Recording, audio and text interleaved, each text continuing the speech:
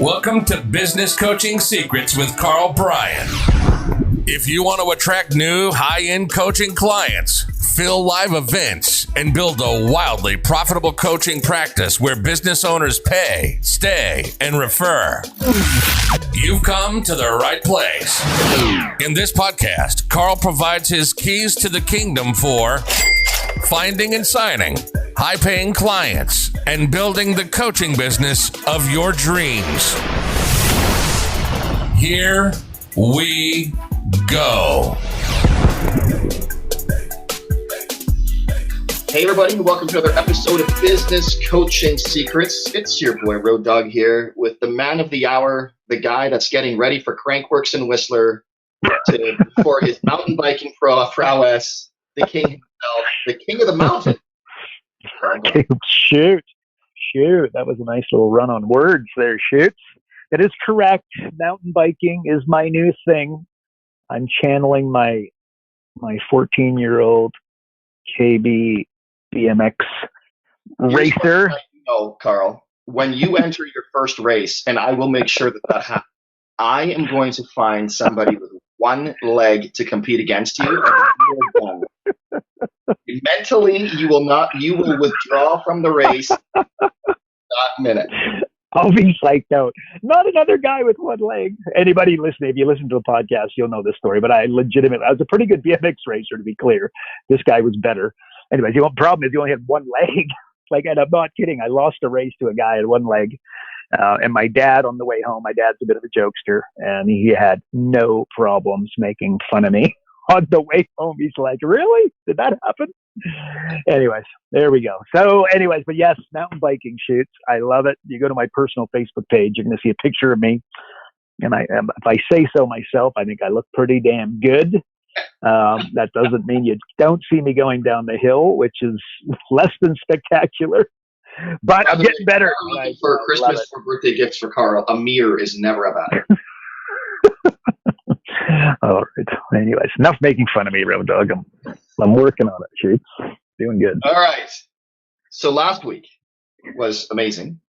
Did you want to touch on anything from last week before we sort of continue on, or? On the live events and the feedback? Yeah, it was just overwhelming, the amount of feedback that we got. Yeah. So last week, hopefully you guys listened. If you're looking at doing live events, I want to encourage you to go back and listen. Road Dogg just basically threw a question. We ended up riffing for literally an hour on doing live events. If we go by the feedback, it was pretty darn good. Apparently it was pretty darn helpful. So I want to encourage you guys to go listen to that if you're into live events. And by the way, you might want to listen a couple times to the pen and paper and just grab. Sometimes it's the little nuances and it's the little things that will make, the real needle movers. Reinforce a couple of things. Look, if you're a business, if you're in business of any type, you don't want a cold call. Surely, and of course there's the odd duck that loves it, and that would be a really good thing, by the way. But let's assume that you don't want to do that. The whole idea, and I think that I went over this, and I apologize if I did, but I think even if I did, it's going to be worth reinforcing. Part of the magic is that when you do a live event, let's assume you're going to put 10 people in the room. You want 10 people and not 50 people. I'll assume that you don't have a team of coaches behind you. A lot of our high-end guys build teams of coaches, but if that's not you and you're getting going, you only, you're operating as a solo operator. I want you to you put 10 people in the room, not 50, because then you're going to have less people and excellent follow-up. And I'd far prefer you to have that than have tons of people and poor follow-up. Hopefully that's pretty straightforward. You don't want to smoke really hot leads. That's a mistake. So let's assume that you do an event and you put 10 people in the room. Well, if you put 10 people, there's a pretty good chance that there's roughly 10 people who wanted to come, said they would come and then didn't show up. And then also, and I did say this last week, but it's important, when you do the event, you want to be getting referrals on your feedback forms. Okay. Ideally, you're getting 2 or 3, but let's assume you get 1 from each. When you do event number 2, you've got 30 people to follow up, right? 10 maybes, 10 people that attended say, hey, by the way, I'm doing another event if you'd like to come. And then you've got your 10 referrals. So you've got 30. When you do, let's assume you get the same results for event 2, you've got 30, 60, and then you got 90, and then you got 120.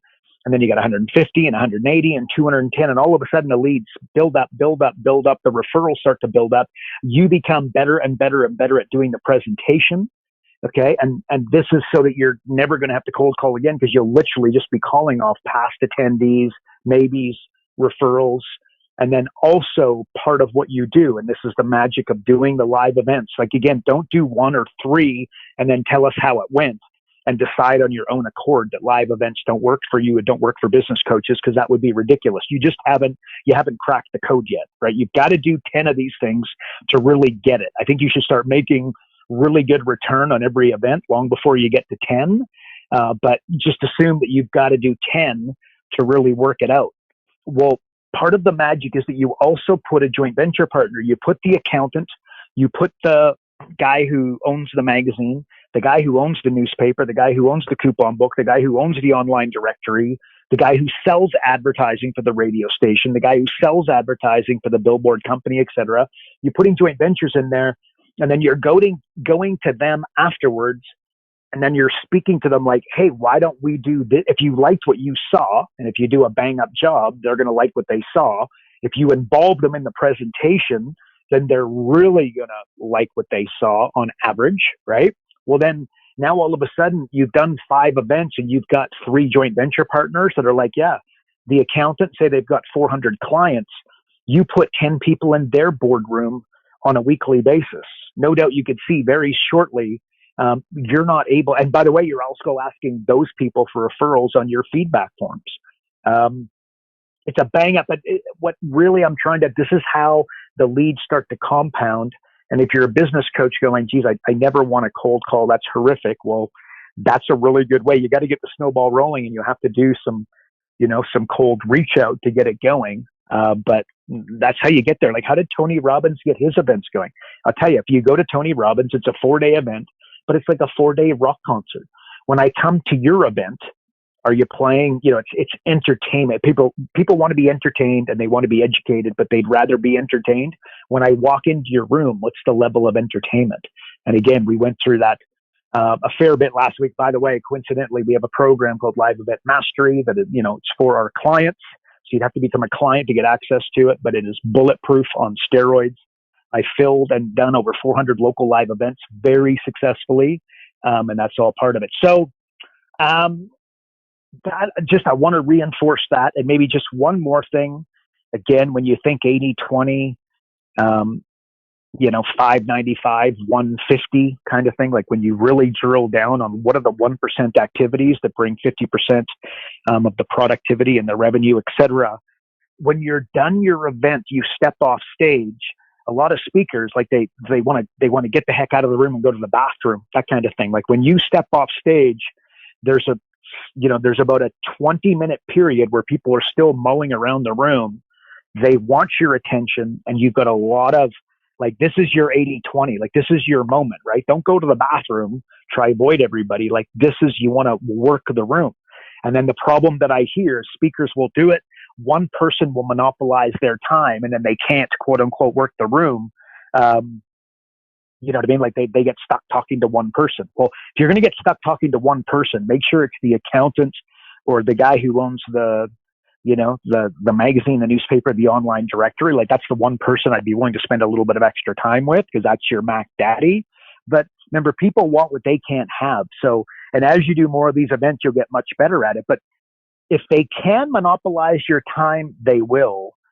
But if you also, in a respectful way, say, look, I got some other people here that want to chat to me, they'll also recognize that and be more than fine with you exiting. And what you do is you have to have your call to action ready, right? So like, let's say Road Dogg is, one of the guys in the room, and I'm running the presentation. When I'm chatting to him, I'm like, Road Dogg, exactly what you're asking is exactly part of the process that we're going to go through. When I find you $100,000 in 45 minutes without spending $1 on marketing or advertising, and we rip through my software with 497 million weighted algorithmic sequences, that's all going to be part of it. And the answer to that question will become obvious. So did you book a time? Okay, perfect. Again, there's Lucy out the back, or here's my camp. You know what I mean? Like, just book the time, have your call to action, and use that conversation to book a time, and then move on. Right. So most people strategy wise aren't ready for that conversation. They get monopolized by one, and then 7 people slip out the door because not everybody can stay forever. And you lose that opportunity. So your 150, your 595 is as soon as you walk off stage, there's some magic. And my question is, what are you doing in that short magical period of time? And for a lot of speakers, the answer is not a lot, and that would be a mistake. So, anyways, Road Dog, I just wanted to reinforce a few things from last week. But again, doing live events, I think it was, if we go by the feedback, it was really handy, and I want to encourage folks to go back and listen. So there we go, Shoots. There we go, bud. By the way, what better motivator than to have a solid event, be really good at asking for those referrals so you never have to cold call again. Like, if that doesn't motivate you, I don't know what. Yeah, I know. And if you want to know how to get to amplify their referrals, right? Road Dog, you and I have done it, right? You got to be like, being entertaining is like, it's a super, and again, just go to Tony Robbins, or if you've been to Tony Robbins, put yourself back in the moment and think about the way he runs the room. He's also done thousands of the events. So to think that you're Tony Robbins, or to think that I'm Tony, like, again, that's not what I'm saying in any way, shape, or form, right? There's also not 5,000 people in the room, but I can tell you that you put 10 people in front of me, I will do my absolute damnedest to make sure that they leave and go, that was fun, right? Like, I would do that again in a heartbeat. So we went through that, but that's correct, Road Dog. Critical, man. Critical. It's funny you mentioned Tony. It's like, there's that one song, it's called Home. It's just like, and the way that he starts everyone, he's just like, for those of you that are new, welcome. And for those of you that have come back, welcome home. Like, just like, it gives me goosebumps just thinking about it. Like, that's the type of experience on. Yeah. Well, there you go, man. I love it. And is that Home, that song? Are you talking about the song by Philip Phillips? Or yes. You just, I think so. Yeah. I think one, right? I love that song. Like, man, when I hear that, I just think like, man, I got to get back to it. Imagine that. I think I've got to get back to a Tony event. So what can you create to get people to feel that way? Like, what can you do where they're just left with like, wow, that was incredible. Like, you just wanting more. Like, that's next level. So, all right. Agreed. Now, great jam session last week, and we did sort of tease. Actually, Road Dog, I'm sorry. Something came to my mind. I just want to make sure that I apologize, but when, like, what most people do, because again, we speak to speakers all the time and they're about to do their first event. What's going through their head is, I hope I don't forget my lines. I hope that I don't need to check my notes too much, right? Like, it's like a me type of frame, you know what I mean? Like, mindset, and not in a selfish way, just in a, I'd say a not thinking bigger way.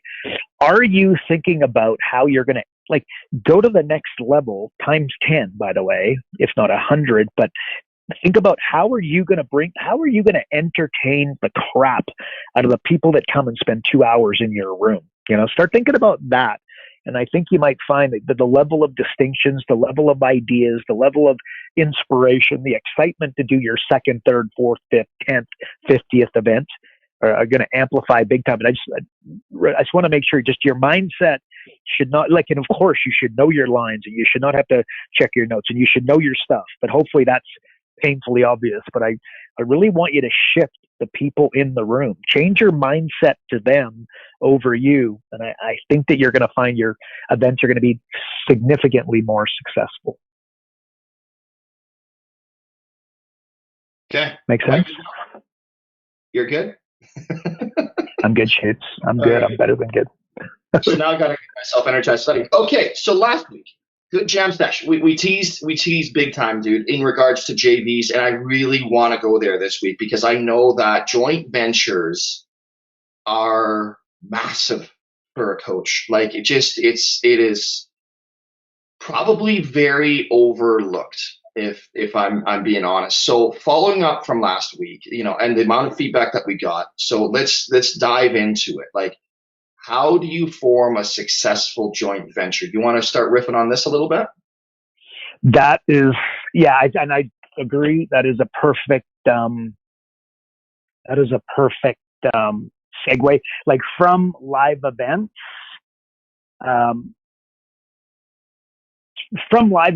to joint ventures is like perfect segue. So what I want you to be thinking when you're doing a joint venture, what I want you to do, I often talk about how you want to go into problem solution mode. Okay. Like most people are thinking of ideas, or significantly worse. You go to the joint venture partner and then you say to them that, what you want to do, is you send me clients and then I'll pay you for how much they pay me. Right. And it's just like a ridiculous,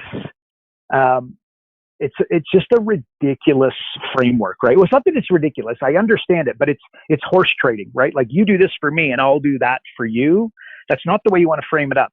Think of it like if you go to an accountant, and by the way, the 5 best joint venture partners for you will be chambers accountants, advertising mediums, so think newspapers, magazines, radio station, etc. Business brokers, and then networking organizations. Anybody B2B is good, but those will normally find that they'll stand out a little bit. So as a framework, I would do this. I would go to the accountant and I would maybe speak to some accountants, do a little bit of homework, but I would work out like what is the number one problem the accountant has? Okay. And you're probably going to find that the problem that the accountant has is that people come to see him 3 months after the year is over, right? And then they need their tax returns done. They want to pay as little as possible, right? Like on, tax. Not surprisingly, right? But the problem is the numbers are already in. There's only so much your accountant can do when you contact them 3 months after the year is over, right? And by the way, this creates a framework where the accountant is very challenged, where they're so busy for 3 months of the year that it's literally it's mind-boggling, right? It actually ages them. So if that's the number one problem that they have, oh, and by the way, those clients only spend about two to let's just say $2,500 a year with them, right? So that's not the ideal scenario for the accountant. What does the accountant want? They want serious business owners, and they want people to come to see them throughout the year. They want to do proper bookkeeping. They want to do proper accounting with them. They want to be providing financial statements as opposed to just a tax return, right? So what I would do is, if understanding it, let's assume that you agree that is, if not the number one problem of the accountant, absolutely top of the list, right? Which it will be. Okay, so here's what you do. You go to the accountant and say, here's what I want you to do. I want you to send me 3 clients. I want you to take me for a test drive, right, Mr. Accountant? Don't send me every person you ever met. I don't want you to, put, you know what I mean? Like, don't send all your clients to me. I want you to take me for a test drive. And here's what I'd like to do.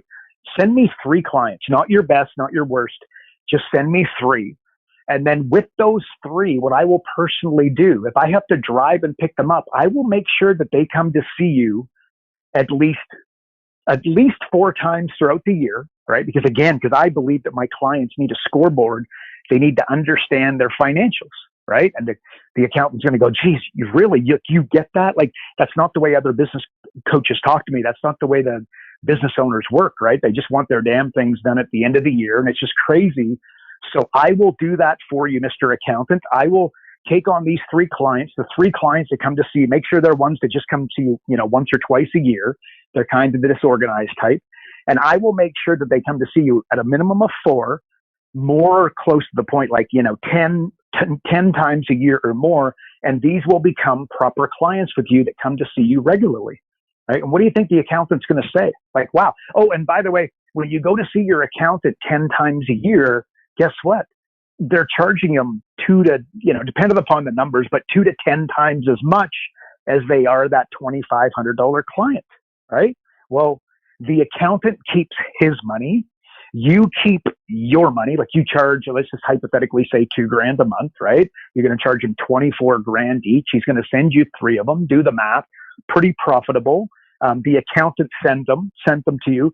So I'm going to tell you that your conversion is going to be super high, and your conversions are going to be super high, and your retention is going to be higher as well, because it just comes from the referral from the accountant's going to stick around longer than the other guy, right? So basically what I'm getting at here is I want you to put yourself in the mindset of the accountant, and I want you to look at his problems and then solve them, right? So just the framework is that don't look for ideas like everybody else does. I want you to be looking for problems and then solving them. Well, if you just solve them, then what do you think is going to happen when he sends you 3 clients? Those guys come to see him multiple times, and they start spending significantly more. And then those dream clients that the accountant thinks of, that wants, what do you think he's got 400 clients. What do you think he's going to do with his other 397? He's going to want to get a lot of them in front of you. If you form one joint venture with an accountant that really works, and when I say works, that's not work for you. It needs to work for the business owner first. It needs to work for the accountant second, and it needs to work for you third. But if you get 10 clients, that one accountant at $24,000 a year, you tell me how well that worked. But that's $250,000, right? So that's the difference when you're forming a joint venture. Much like when you're doing your live events, you got to take yourself out of your mind, like out of your head, and get into theirs. Start solving problems. Again, when you sit down with a business owner, as opposed to go, you're an expert at goal setting and time management. If they're super organized, you're not solving the existing problem that they have. Maybe you could amplify their results, and maybe you're really, really good at it. That's great. But I'm looking for problems, and then I'm solving them over coming up with ideas over and over again. So that's if you go to the accountant. Okay. So now let's assume that we're going to let's just go to the local magazine or the local newspaper. You may be thinking, do those things really exist? There's as many of them today. There's more of them today with the online magazines and online newspapers than there's ever been. Okay. They might not be making as much, and their ads might have come down, because of Google AdWords and Facebook ads and whatnot. The ads might not be, they might not be making off of advertising what they once were, which is probably a good thing for you. But at the end of the day, those things exist big time. So let's go to the local newspaper. What's the challenge that the newspaper has? They struggle to get good leads. Okay. That's very expensive. And then when they get an advertiser, what happens? The guy spends X, sticks around for 90 days, because you know what? It's not really working. I'm gonna press pause on the ad campaign. I'll contact you again in 6 months so we can get it started again, which never happens, right? So retention, what the magazine and the newspaper don't want to do is they want to constantly have to get new advertisers. They'd rather have one advertiser that spends a lot of money with them, increasing their budget and not going anywhere, right? Like an active advertiser. So what I would say to the local newspaper, the magazine, the radio station, the billboard company, etc., somebody selling advertising, I'd say, look, here's what I want you to do. Don't send me everybody you ever met. Don't fill my workshop with 500 people or my webinar. Here's what I want you to do. Take me for a test drive. Okay. Again, I said that earlier for the accountant. Test drive. Those words have made me millions of dollars. They can do the same for you. The same way when you buy a car, you don't whip out your credit card and sign the paperwork. You take it for a test drive. So everybody understands that. So Mr. Newspaper Magazine owner, send me 3 business owners. Here's what I'm going to do. I want you to send me some decent advertisers. Let's say guys that are spending, depending upon the medium, right? But let's say an advertiser that's spending $5,000 with you, right? I want to work with that individual, and I will personally undertake to double their ad budget. And if I work with them for 12 months, I will personally make sure that they don't cancel their advertising with you, right? And of course, you can't really guarantee that, but you could definitely encourage it. And if you're working with them and you understand advertising and putting together a really good ad, which we teach you as a business coach, there's a really good chance you're going to be able to convince this guy to take his $5,000 ad and over a period of time turn it into a $25,000 ad. Because remember, most people don't realize this, but advertising the profit is a superpower, right? I've got a saying, everybody hates advertising until they need to sell their own car, right? So believe me, advertising is magic. As you listen to this, I've got ads right now running. I've got 10 ads running at any one time. Okay. So you as a business coach, are you advertising? The answer is probably no. Something you want to be thinking about, but most definitely when the advertising medium sends somebody to me as the business coach, I am encouraging my client and showing them that advertising to profit is a superpower. Like you can literally, if you can work out that piece of the puzzle, you literally can grow your business as big as you want. Like literally, right? You just turn the tap on, turn the tap off, turn it up, turn it down, right? When you need more leads, you turn it up. You're good with leads, you turn it down a little bit. So advertising the profit, and nobody is speaking to the newspaper, the magazine, the radio station, the billboard company in this manner. But they have this problem that you recognize and you come in and solve it, right? And they're like, sure, I'll send you 3. Let's see. If you take those 3 and you increase their ad budget from, what did I say, $5,000 to 10 and hopefully above, what do you think they're going to want to do with the rest of their clients? They're going to want to get other clients in front of you. And let's assume they can't send tons for whatever reason, but they would have hundreds and hundreds and hundreds of, prospects and advertisers and past advertisers. Is if they can't send you 10 people at $2,000 a month, that's $24,000 a year. Do the math. You get a couple of these joint ventures. You're laughing. Like I said, when you work with us, we help you build a team of coaches because again, our successful guys and gals, there's no way that they can keep up, right? So that's what you're doing with the advertising medium. The framework is that I'm going in looking for problems and then solving them, right? So if I go actually, before I continue, there's another thing. Like we train our coaches on how to find any business owner $100,000 in 45 minutes without spending $1 on marketing or advertising. Okay. Another, not so much problem, but definitely something they're looking to do is in the advertising medium. When you sign up and let's say you buy you commit to a $5,000 advertising quote unquote package, right? And it could be 25 and it could be 50 grand. It could be 100. It doesn't matter the number. Just take the numbers and increase them, right? So if they commit to a $5,000 ad campaign with it, what do you think? Could this work? The advertising salesperson says, congrats, awesome, high five, thanks for signing the paperwork. Oh, by the way, not sure if you're aware of this, but if you buy a $10,000 ad or commit to a $10,000 ad instead of the $5,000 ad, we work with this rockstar business consultant. They've got software with 497 million weighted algorithmic sequences. So they'll be able to they'll sit down with you, go through, takes 45 minutes to do it, but we encourage a 90-minute meeting so they can answer any questions. When you sit, we will throw in for free what's called a $100,000 turnaround. So if you spend 10 grand today instead of 5 grand today, I'm going to throw in Lucy, Dave, Bill, Bob, whatever the business consultant's name is. I'm going to throw that session in for you. And by the way, when you sit with Bill or Lucy, you might like the idea of working with them. That's going to be completely up to you. But at the end of the day, they're going to sit with you. They're going to spend 90 minutes with you. They're a high-end professional. We can only do 5 of these a month. But you have, because you bought the $5,000 ad, I'm going to offer it to you, but you got to go to 10,000 and then I throw it in for free. It costs $2,500 to do the session. You could just pay them outright, but you get it for free today if you do X, Y, Z. So do you see what we just did? We took the $5,000 unit of sale and made it 10,000. And you could go 10,000 to 1,500. You could go 200 to 1,000. It just, again, what you got a little red arrow, you are here. You got to ask your advertising medium, where are you currently at? Right. So that's the advertising media. And by the way, if that's not the number one problem of the advertising medium, just ask the question, then that's not the right offer. Just adjust your offer to suit, right? But it's problem solution is a framework, problem solution. If I'm going to a networking organization, again, I ask them, what's the number one problem that you face? They say X, Y, Z. This is the direction I go every single time. So anyway, so that's and then the Chamber of Commerce, what are they looking for?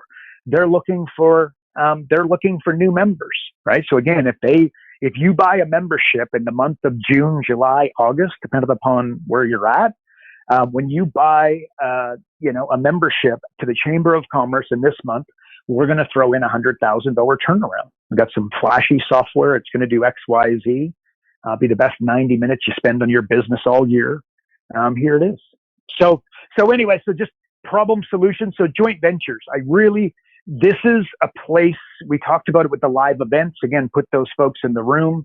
The bottom line as a business coach, there's not many strategies that I could ever give anybody that are more powerful, easier to get going. Again, these businesses have been around for, 1, 3, 5, 10, 20 years. They've got a lot of clients. They've got a lot of prospects. They've got a lot of past clients. The magic they could provide is literally, it's gobsmacking. So, and underutilized, right? Like we're not going there. They're not going there enough. So what do you think, Road Dog? Do you agree with that? There's the framework. Couple things that come to me there is, it's funny, you're talking about the advertisers. So I was so for us, one of our local sort of news sources, if you will, it's called Castanet. So I don't even think they do a print paper, but it's an online thing, right? And yep. I'm looking through it, and I see this thing this morning, actually. It just says passing biz to your children. And I'm looking at it. So this was a contributor to their, to their paper, for all lack, better way of putting it. And then I click on at the bottom, they have a brief description, and then they can click on a full bio. And I'm like, man, this guy's copy sucks. Like there's nothing in there that would make me want to reach out to this guy. So and they all do this, by the way, right? Like, again, You go to any one of your local papers. Like I know when I go to the Castanet homepage on a desktop and I go to the weather, there'll be the banner sponsors. Like there's people that you can get a hold of. And again, you can do it directly or you can do it through the newspaper guy. So a couple questions I'd have for you, Karl, would be, would you not be offending the newspaper or ads person by basically saying this is horrible? Like, would they get offended by that? Or how do you handle that? Yes. So you need this excellent question, by the way. You got to handle it with kids' gloves, of course, right? But the solution is just so what you do is you go into the world of education, as opposed to insulting them. I would just go to them. By the way, I noticed XYZ ad, the banner ad, the editorial, the advertorial. I can significantly jack that up, right? So we have so as an example, we provide our clients, all our business coaches and consultants, a video that basically explains why if I saw your ad, Road Dog, and let's just say it stunk, right? I would say, Road Dog, so I can dramatically increase, how's that ad working? It's never going to be working very well, right? Because that's even if it's working well, right? You're disappointed in the results, right? Welcome to planet Earth. So what you basically say is that, look, I can jack up the results of that dramatically, okay? I've got a framework. I don't have time to go through it now. I'm super busy and my phone's ringing off the hook lately. But here's what I'd like to do. I'd like to either spend some time with you where I would go through it one-to-one, but significantly better than that is if I can send you to a video that lays it all out. And we've created a video that does this. And what it does is it will educate them on what a bad ad or bad marketing asset looks like. And then how we take that bad asset and we turn it into a ridiculously profitable ad that converts at a high level. So what happens is you go to them, rather than insulting them, you go to it with a framework that I'm going to be able to dramatically increase your results. I go to education next with 100% certainty. I educate you and I say, well, look, let me show you this video. Watch the video and let's get back together on Friday or next week and we can go over the tweaks that we can make to your ad. So the answer, you got to go from a place of benefit, but then I go to education as the next step. So that's the way we do it, and works very well. If they're a little bit bigger, odds are good you're not even dealing with the creative department, right? You're just dealing with the sales guy. And let's not kid ourselves. The sales guy cares about sales. Yep. So if you're with that sales guy, it's like, listen, what's your retention? That's probably one of his biggest problems is retaining. 100%. Because again, he's got a trail on his ads, right? So he has provided they continue to advertise. That's a really good point, right? Like the sales guy, depending upon the size of the medium that you're going to, like Road Dog's talking about. But if you're going to the sales guy, again, he wants it. He wants leads, he wants conversion, and he wants retention. Those three things with 1,000,000% certainty. So go to him basically with the potential promise that you're going to be able to provide those things for him, right? You put him in front of that, the example of video, or you just understand how to, advertise at a very high level. You go to him with education, he's going to love you. He's going to want to send people to you. Remember, the sales guy, like where I've had so much success, like to be relevant here, right? Like with the Chamber of Commerce, right? Like I mentioned that as one of the top joint ventures. Should have said this. I don't go to the chairman of the board of the chamber. Where I've crushed it is I go to the top. I make a unanimous or an anonymous call, and I say, who's the number one salesperson for memberships? And within 2 phone calls, I can get the name of this person pretty quick. I can probably just tell by looking at the chamber website, that specific chamber website, for whoever's name is at the top of the member, who's ever in charge of memberships. But anyway, so I go to her or him, who's only making 30, 40 grand a year, by the way, and I sit down with them, have a little bit of a chat. You got to be careful with the way you do it and how aggressively you do it. If you don't need to be careful, just if you want to get the deal done, I would encourage you to be cautious. But basically, I just say, look, this is what I do for business owners. This is how I do it. This is why I do it. If you're interested, send a few people my way, and I'm going to pay you. Which somebody might be, as I say that, ideally I'd talk about this for, I'd go a little bit more in depth, but just hear me out here. I go to Lucy, who sells the memberships at the chamber, and I write her a $1,000, but I give her 100 crisp $100 bills, or I write her a check for $1,000 for every referral she sends my way that signs up for my coaching, right? And remember, she's only making 40 grand a year. Is that a conflict of interest between her and the Chamber of Commerce? The answer is probably, but I'll ask you this. If the Chamber of Commerce only pays her 25, 30, 35, or 40 grand a year, and she's working a full-time job, doing a bang-up job, they don't really have an incentive program for her, and she really does a good job, and she really puts her heart and soul into it, is the Chamber maybe underpaying her a wee bit, right? And I would dare say yes. So maybe you could position yourself to be bridging that gap. But do tell Lucy that it's very important that nobody finds out that you are paying her to do this. She is within her rights to recommend different services, which she does all the time.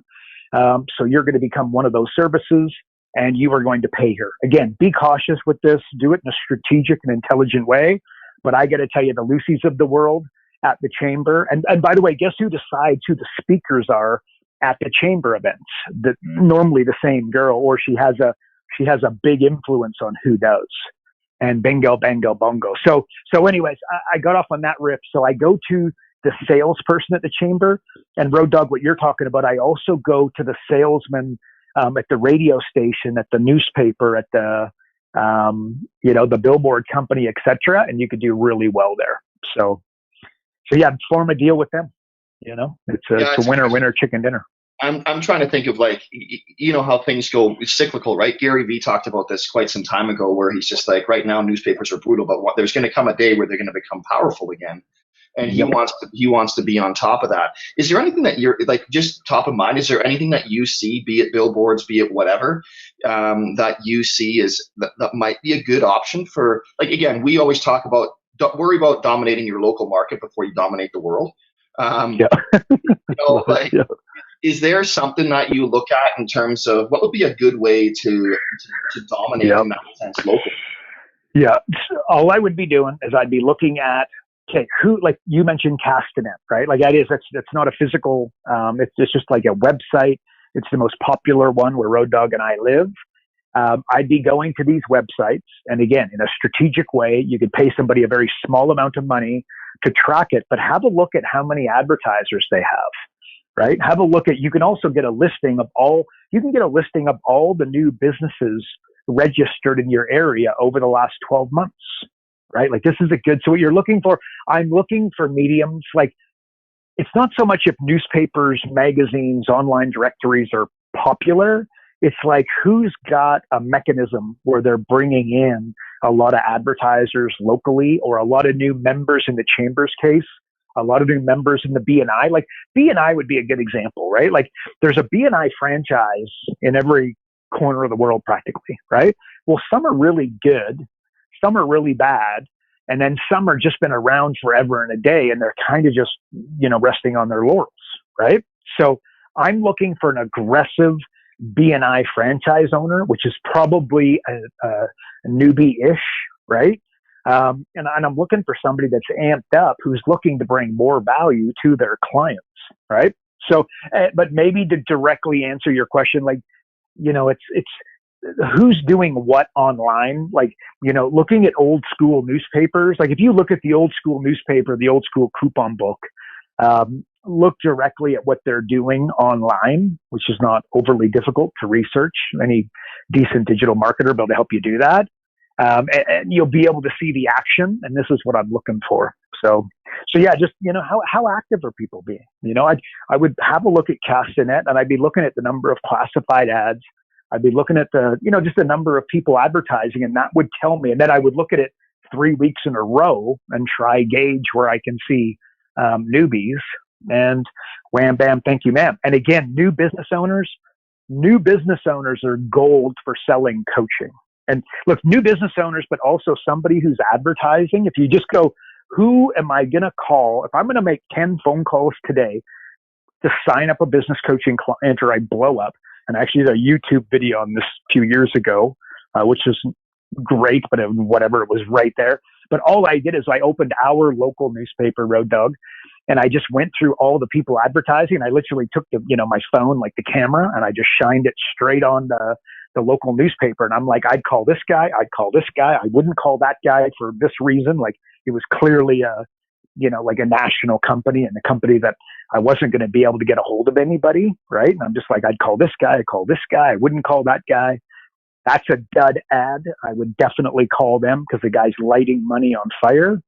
And I just went through it. And that's what I would do, Road Dog, right? And these are the same people I'd be inviting to my local live event. We talked about that last week, but that's what I'm looking for, Shoots.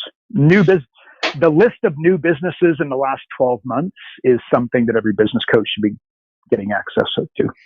The other thing that I think is really important is when we're talking all the local stuff, I would keep in mind, just reach out for their media packets, and just you get a real idea of if and who they're specifically trying to target to. Like that, now we're talking more specific publications and things like that.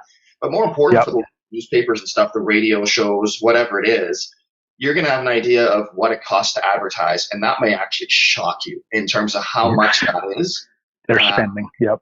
Right? Like it's just crazy, because that way you could, even when you're talking to somebody, it's like, look, man, I know you are spending, $2,500 a month just for, this basic quarter page ad every week.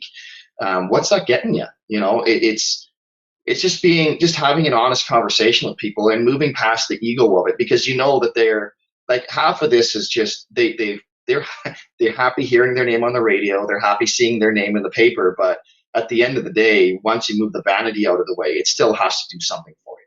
And I'm sure that there's a part of that there too, right? Of like, okay, I get that you really want your mug in the picture, Karl Bryan, but sometimes, right? Sometimes that's not what it's about, especially when you're doing a local business, right? So 100%. We're not all as handsome as Karl and can get away with just flashing our white chiclets and landing a few. It just doesn't work like that. So, but Road Dog, you bring up a really good point. Like, it's everything you just said is hard work, right? Like, again, it's it's part of the little red arrow you are here, because if the guy's got a quarter page ad, it's been running for X amount of time, and then you call and find out how much does a quarter page ad go for, well, you've got a significantly better understanding as to where the guy is at. You know what I mean? Like, this is like, knowing this is going to be, and then, by the way, before I called him, what would I do? I would go to his LinkedIn profile, I'd go to his Facebook page. I would go to his company website. I'd read the About Us. Like, the more information I've got about this individual, the more it tells, you know what I mean? Like, the more I know about them, right? Like, and here's the question. Are you, like, if you had, like, let's say you've had certain amount of one-to-one consultation with business owners, my question, did you do that before you got in the door? And I would dare say no. And I would say that would be a mistake. And then somebody's thinking, but gosh, like, I'm meeting with 25 people next week. Am I really going to go and research 25 people online and their Facebook page and their LinkedIn page and their About Us page? And the answer is yes. And then the question is, are you going to have a pen and a piece of paper with you when you do it? So once you can do it for a shorter period of time, capture the notes in one place that you're not going to lose, so that when you do get the person on the phone or you're about to have the meeting, you don't need to go and scramble. You know what I mean? You didn't either forget what it is that you learned, and you're going to have a real simple and easy place, like you're organized, right? That you can go to basically where you capture this information. Like, so the answer is yes. It's bloody, it's hard work. And would I do that? And the answer is yes. And if you've got 25 meetings next week, the answer is yes. That's what I think you should do. And then before you meet with them, you go to the next level. If you're working with a restaurant, you're working with or you're about to sit down with a restaurant, sit down with a landscaping company. How much homework have you done for a landscaping company before you sat with that individual, right? Because on a next level of thinking perspective, it's like if you're about to sit with a landscaper and you've come up with 35 ways that you can help a landscape company grow, your enthusiasm for that meeting and your enthusiasm for that client and your enthusiasm to be able to help that individual are going to measurably go up, right? Like, you get it? Like, that's the X factor right there. But this is what most folks aren't, like, that level of effort is what we're not putting in. And then the level of results that we're getting is more reflective of that effort than the opposite. And the guy that's willing to do it is all of a sudden making more, and everybody's wondering what the secret sauce is. And Road Dogg and I will tell you that there is no secret sauce. This guy's just outworking you by a lot. So there you go. I don't know, Road Dogg, what do you think? You agree? It's dude, it's crazy, right? It's like in digital marketing. The biggest mistake that I see is everyone's in such a rush to get their ads to, go live. It's like, well, yep. How much research have you actually done in terms, listen, the biggest problem clients have is themselves, and they're so desperate in terms of wanting to close sales. They're not specific in terms of who their niche is, and their offers are absolutely atrocious. So if you can just take the time, volunteer your time to help them get clear on who their ideal client is and an actual offer that they can create, they're going to want to work with you, right? Like, it's a no-brainer. But like Karl's saying, the amount of effort you put up, like the amount of effort we put in when we create a campaign for a client, it's all up front. And I'm like, look, if you think that we're going to turn around your campaign in the first 3 months, you're out to lunch. Like, it's just not going to happen. I'm not here to get you mediocre results for the first couple of months and then you go away. I want this to be a long-term event. And that's the difference. So your job, what you just said, to a large degree, your job is managing their psychology. Fair call? Yeah, 100%. Yeah. And I tell you, you speak to a good accountant, you sit down with them and you ask them some good, hard, this might be really good info as you're thinking about forming, joint ventures and doing what we're talking about here. Guess what a really good accountant will tell you?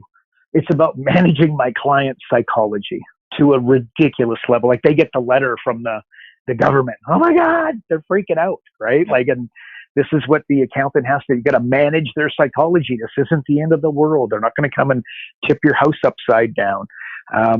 It's the same. And as a business coach, guess what?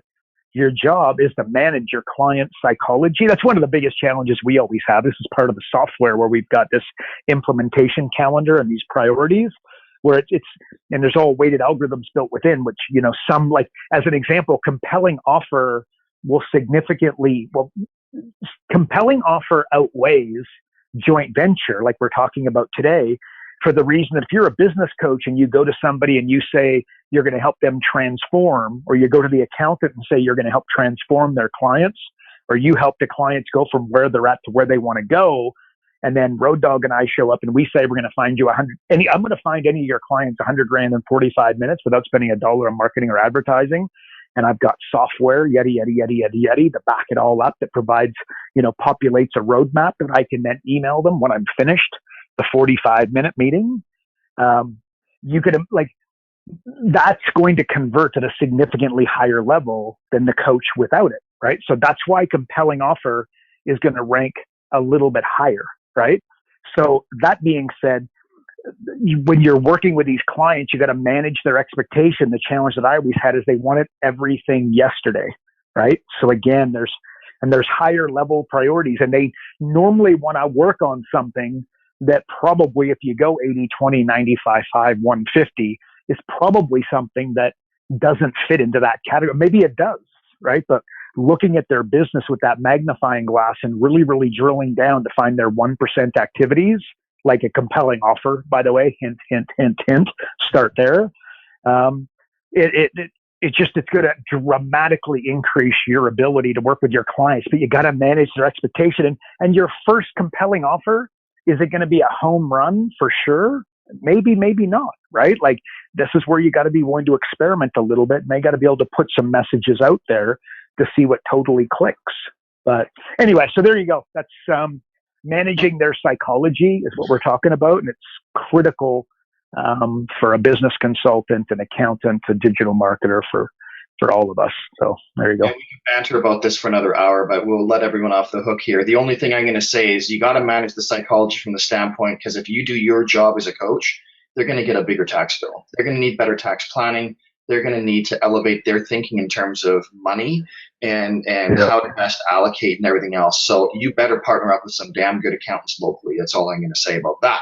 So on that note, Karl, close us out with one thing that the listeners can take from today's episode and implement into their business today. Boom. What's it going to be?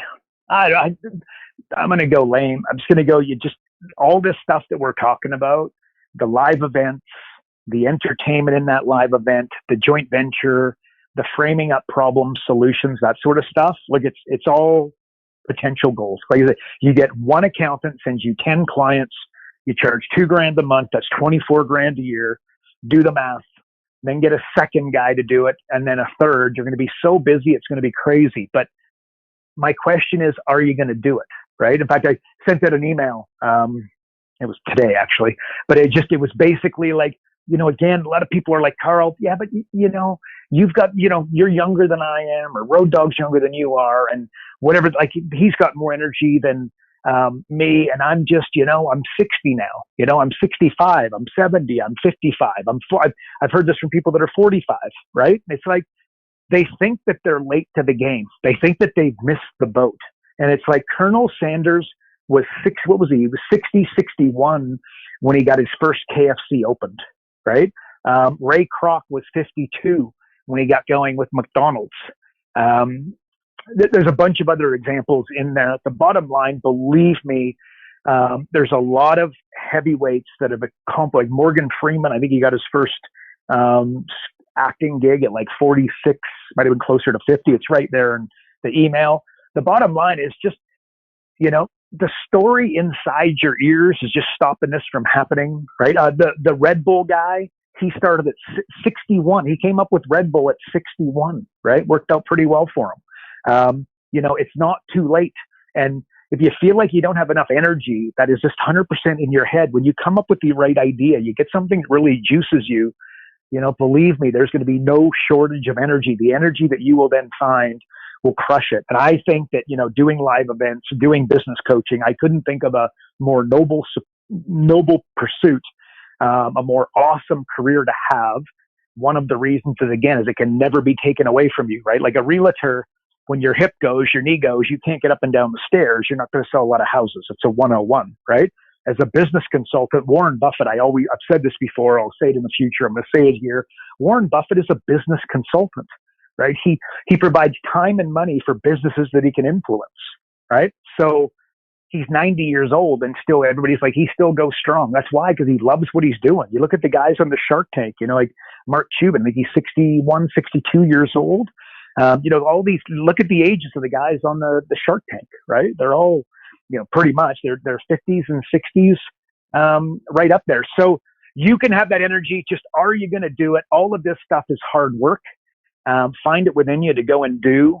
You can have that breakthrough. You could absolutely build a $500,000 a year business consulting company with 50% margins plus, by the way, and just really crush it. But you're going to have to put in the hard work. You got to do the work in the short term in order to, I just got into mountain biking, right? Like, again, I was a pretty good BMX rider, so I feel like I'm going to get it big time. Like, I'm going down, my hands are killing me, my arms are killing me, my neck's absolutely killing me. Wiped out a few times. You can imagine I got some scrapes, but guess what? If I stick with it, and I'd imagine I will, because I love it, I'm going to I'll be really, in 2 years time, I'll be amazed if I'm not like really good at it, maybe a whole lot shorter time than that. This isn't about my athletic abilities or whatever. It's like, I got to put in actually way better example. Yesterday, I'm doing this, but I also got my 8-year-old daughter into it, right? Oh my gosh. She was crying. She wants nothing to do with it. She's like, Daddy, let's just go in. Can we go swimming? Could we do anything? And again, my personality, like, that's just not going to happen, right? Because I don't know. I know that she wants to do it. She's pretty good on her bike. I pushed, and not in a bad way, super comforting hugs, let her cry, let her get it out. It's all good. Well, guess what? I could show you at the end of the day, her beating her buddy who was smoking her earlier. She goes flying past her on this little trail. There's a finish line. It's really cute. And she loves it. She gave me the biggest hug, and she was so, oh my gosh, it was amazing.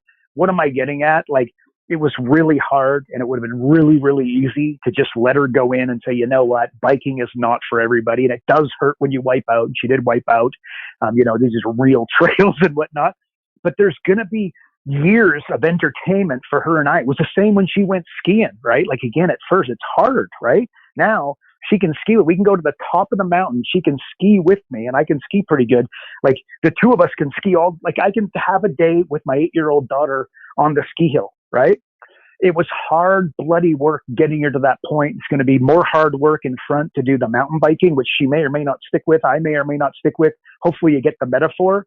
It's going to be hard work for you. If you're starting out in business coaching, or if you're at $100,000 and expect to go to 500, expect some bumps and bruises, blood, sweat, and tears. And Road Dog's had them, and I've had them, and you'll have them, right? So it's hard work. I think I'm framing that up. I think business coaches get this.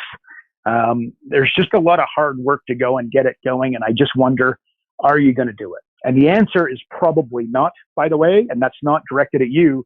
It's just directed at the statistics that most people just don't do it, right? They don't do the hard work, and then they get surprised when they don't get the result. So what do we say? Don't expect an ordinary effort to get an extraordinary result, right? Put an extraordinary effort in order to get your extraordinary results in the future, right? And expect a 90-day, 6-month, 12-month, 2-year delay, unfortunately, but that's the way to do it. So Road Dog, I don't know. That's my, put in the hard work. That's my final thoughts of the day, bud. Love it. Just one last piece for me is, I grew up skateboarding, and the saying always was, if you're not falling, you're not learning. So, yeah, there we go. Love it. That's it, right? So you're gonna look dumb at times, like I said earlier, right? The miraculous and the ridiculous are directly connected. So just keep that in mind. You're gonna look ridiculous, I love it. Right? Absolutely ridiculous. So, anyways, thanks to everybody for tuning into another episode of Business Coaching Secrets with the man on top of the hill, and literally going up and down that hill, King Karl. And if you're not on the inside and getting access to the pre-show, or you aren't getting Karl's daily emails, or just want more information on how to build your coaching company, visit focused.com and subscribe today.